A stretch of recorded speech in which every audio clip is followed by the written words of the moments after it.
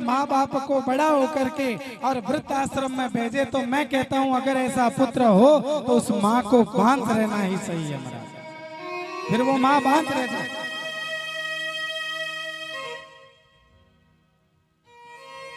हमने कथा की है बीकानेर के वृद्धाश्रम में,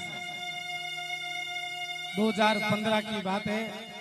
वृद्धाश्रम में जब कथा की, महाराज इतना दुख होता था, वहां कथा करते थे, बड़े बड़े लोग वृद्धाश्रम में ठोकरे खा रहे हैं।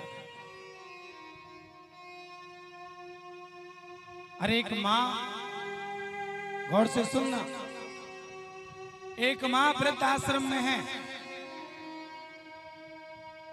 एक माँ वृद्धाश्रम में, और वृद्धाश्रम से फोन आता है बेटे के पास में कि आपकी माँ बहुत ज्यादा बीमार है, आपकी माँ बीमार है, एक काम करो आप जल्दी से आ जाओ।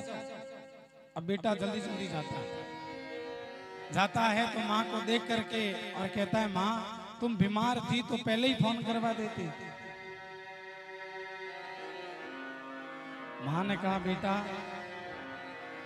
मुझे किसी चीज की जरूरत नहीं है, मुझे कोई तकलीफ नहीं है, अब मेरे जाने का समय आ गया है, लेकिन जाते जाते मेरी एक इच्छा है।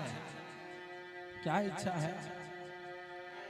कि बेटा इस कमरे में एक एयर कंडीशन लगवा दे, एक एसी लगवा दे इसमें।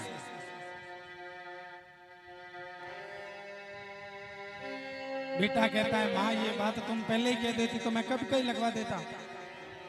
माँ ने कहा, बेटा मैं तो बिना पंखे के भी इस कमरे में रह गई, लेकिन जब तेरी औलाद तेरे को, तू वृद्ध होगा, तेरी औलाद तेरे को इस वृद्धाश्रम में छोड़ेगी, तो बेटा तू बिना एसी के नहीं सो पाएगा, मैं तो बिना पंखे के भी सो,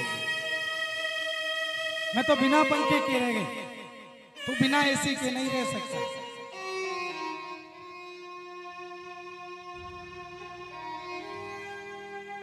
आज की संतान है महाराज।